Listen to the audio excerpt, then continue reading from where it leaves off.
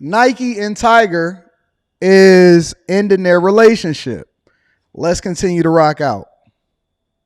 Now, after 27 years, Tiger Woods says he is parting ways with Nike. Shares of Nike earlier dropped on the day upon the news, where Woods had announced the news here in a post on X. Now, in 2013, Woods had signed his most recent deal with Nike, and it was worth $200 million. We're going to discuss this with Bloomberg's Randall Williams, because you are seeing Nike finally turning around, but it begs the question, of course, this is a big influence here for Nike. What does it mean?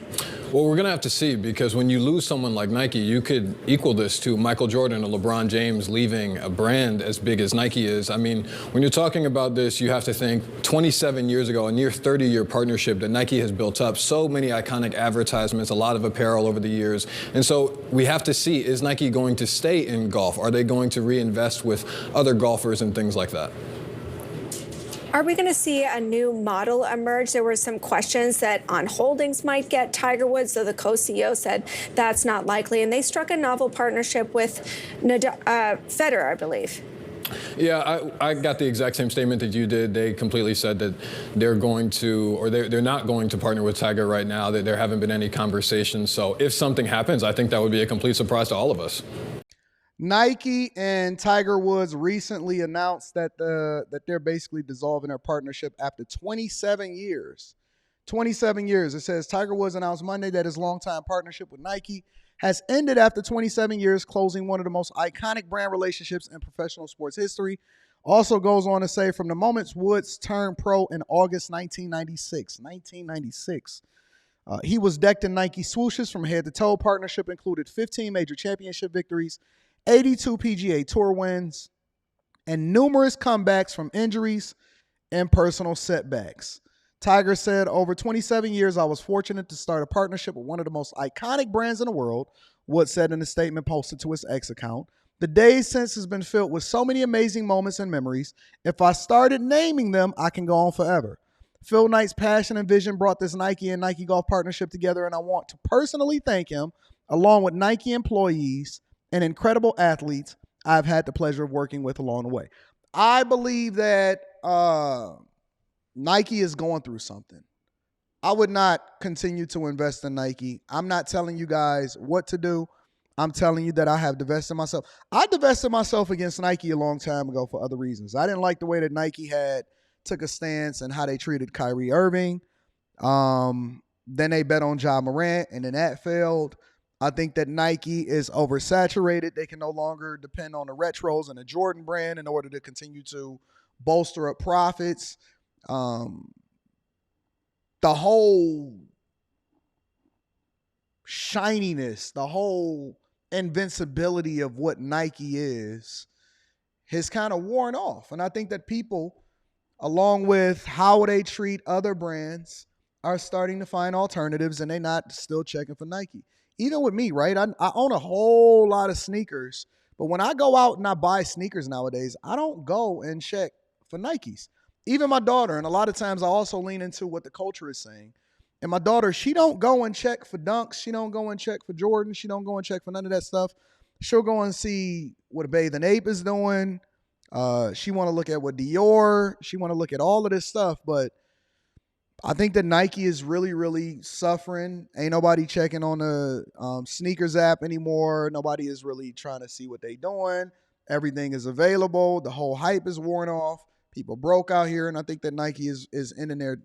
I believe that Nike was already going to end that partnership a long time ago.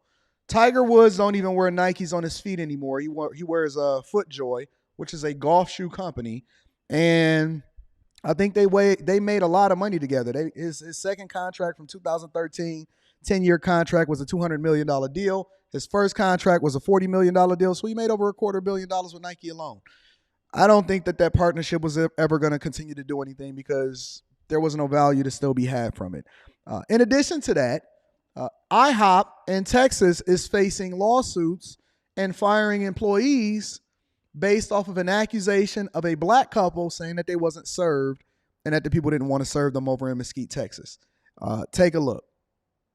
Several employees at a popular restaurant chain in Mesquite fired after a waitress was accused of not serving a couple because of their race. Our Amelia McGavro again tonight, sitting down with that couple who explain what they say happened to them. That is a very traumatic experience, and you don't know what your thoughts or reactions are going to be until you actually experience something like that. Hold on. This couple right here, they don't need no more IHOP. Let's just be clear. They don't need they need to.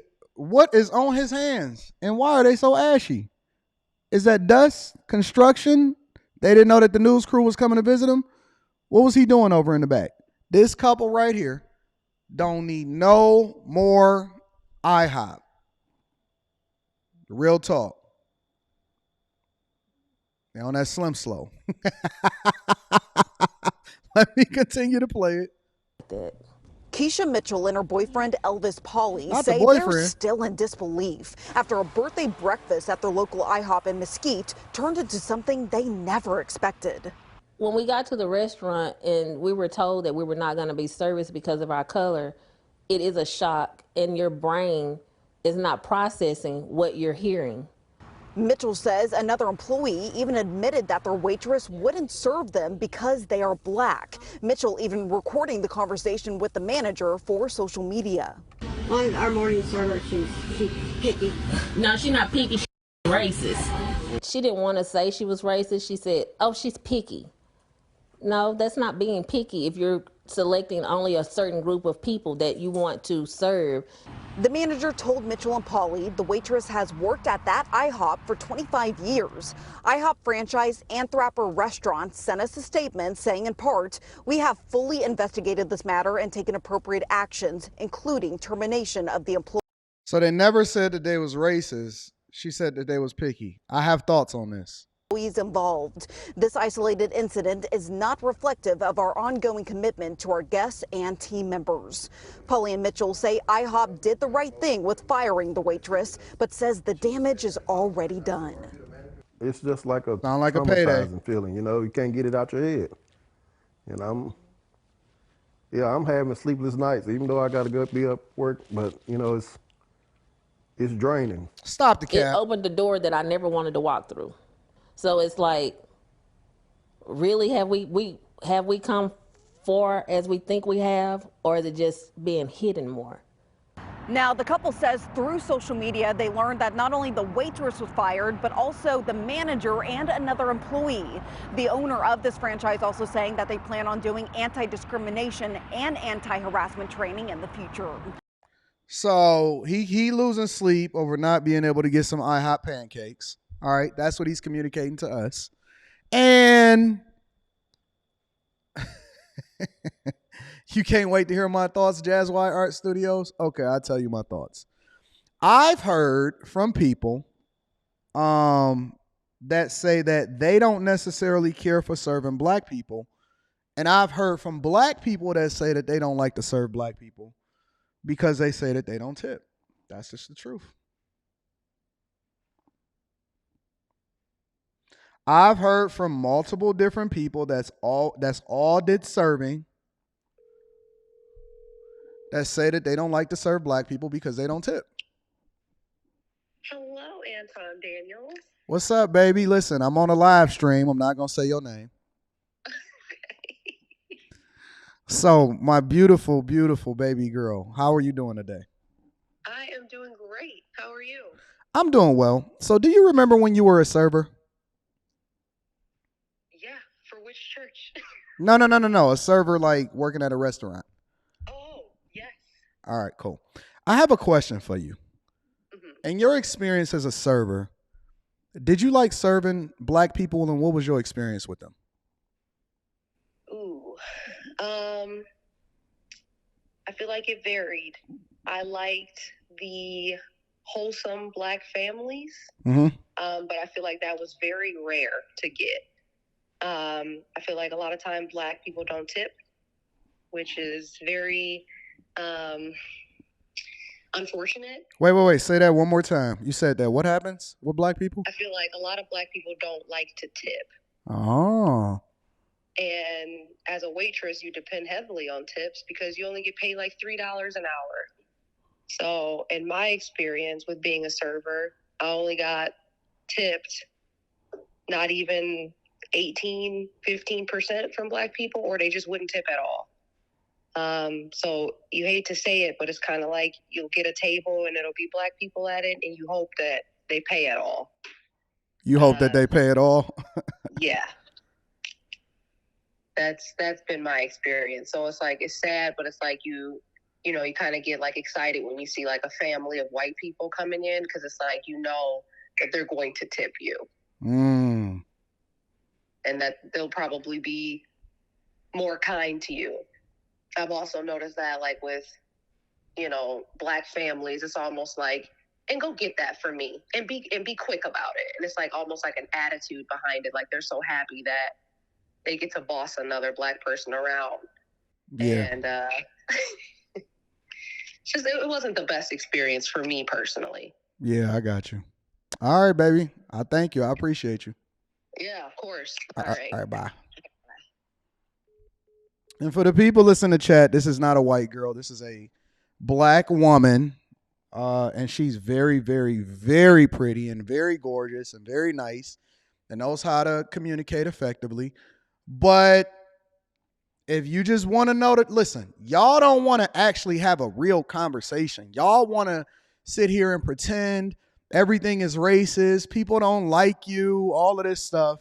But I have talked to a lot of people in real life, and they be like, listen, Anton, this is the truth. I was listening to your show, or this is what my experience is, and this is the truth. And so you want to sit here and, go back and forth and say it's racism or why they don't serve me. Well, they don't prefer you. They will if they have to, but they don't necessarily prefer you because in their experience, they are used to people that, and I'm going to tell you what she was telling me, and this was like months ago when she used to tell me what her experience is. So I ran into her at a restaurant and, whatever, so on and so forth.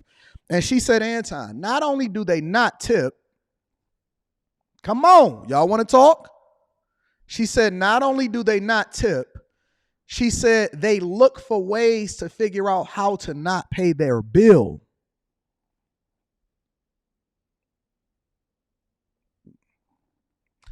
Not only do most Black people that they run into don't tip, but she said they figure out ways to not pay their bill. And they already expect it a lot of times when they come in. And these are the uncomfortable conversations that people don't want to have, and they don't want to be real, and they don't want to be transparent. And so now y'all want to act like y'all the victims when in reality, you just cheap. You're just cheap. That's the truth. And this is coming from a Black woman, and I can call multiple different girls that's been servers throughout the years and all nationalities, and I will not say their name online so that they can be absolutely transparent. And the reality is, this is what they go through. And they know that if they gotta have a choice between taking a chance over there and taking a chance over there, and stereotypes is real because it comes from a real space. Anyways, moving on. See, you ain't expect for me to have that conversation. Lisa Bonet filed for divorce officially from Jason Momoa after 18 years after they became a couple. It goes on to say that the 56-year-old Bonet, whose legal name is Lalokai Moon, filed documents to end her marriage to the 44-year-old Momoa, 56 and 44.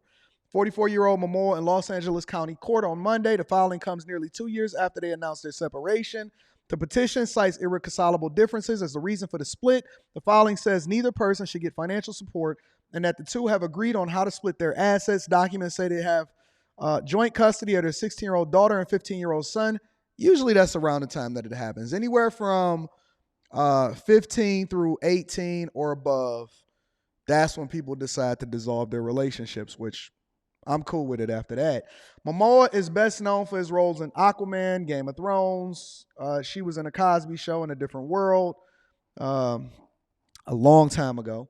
And, they have been going through separations and stuff like that and all of that. He's 44 and he's rich and cool, and she's 56 and I guess she's just chilling, right?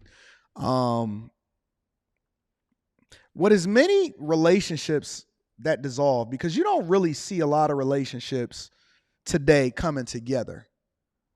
You don't see a lot of relationships today coming together. You see a lot of relationships falling apart.